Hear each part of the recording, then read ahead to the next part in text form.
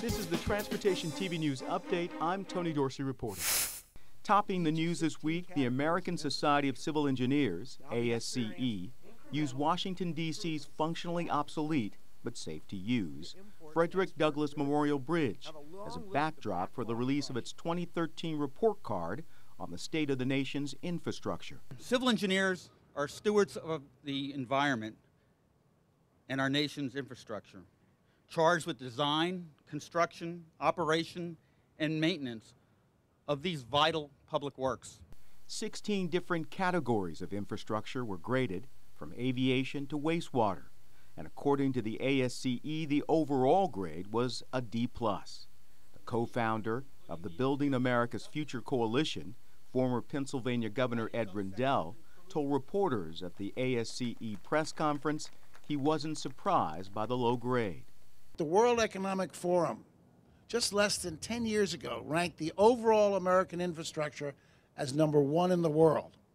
And in less than 10 years, they reclassified and re-ranked the countries, and we now rank 14th.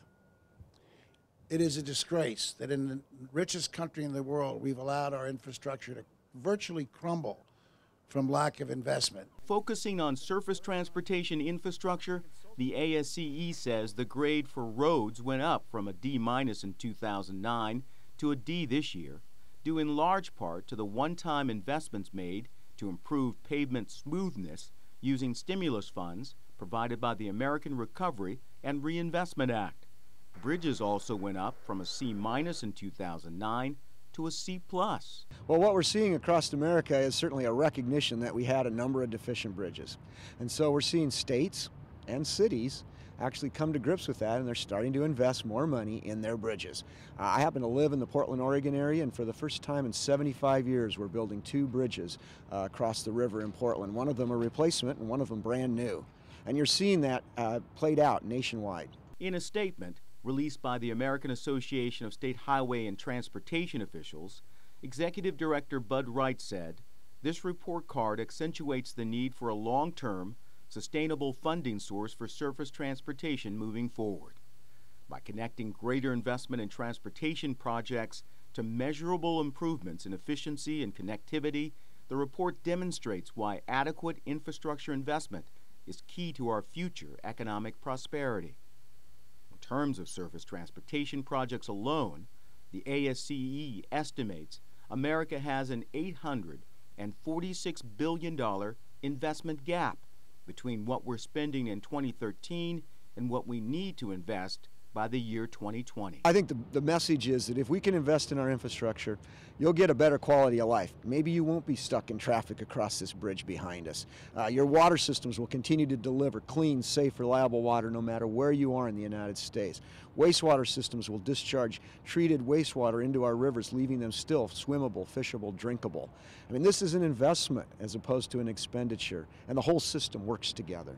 To find out more about the ASCE report card, which includes state-by-state data, go to www.infrastructurereportcard.org. In other news, transportation investment took center stage in Massachusetts this week when Governor Deval Patrick filed a $13.7 billion transportation bond bill to address a backlog of deferred maintenance and strategically improve the state's transportation system over the next 10 years. In a statement, Governor Patrick said, "These investments will create the jobs and opportunity today that will build a stronger Commonwealth for tomorrow." The governor says the investment will reduce congestion on roads, curb delays, and minimize crowding on trains and buses.